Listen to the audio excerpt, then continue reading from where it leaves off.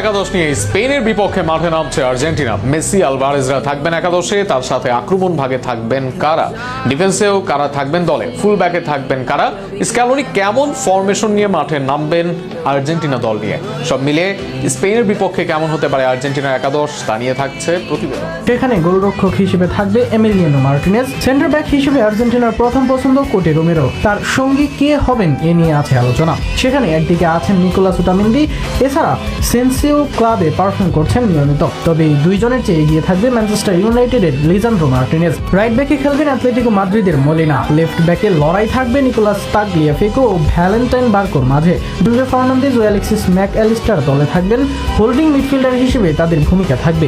অপরদিকে আক্রমণ ও ডিফেন্সের ভারসাম্য আনতে আসবেন নিকো পাজ ও থিয়াগো আলমাদা। ফরওয়ার্ড লাইনে লিওনেল মেসি থাকবেন, দলের আক্রমণ ভাগে নেতৃত্ব দেবেন এই আর্জেন্টাইন ফরওয়ার্ড, তার সাথে থাকবেন হুলিয়ান আলভারেজ।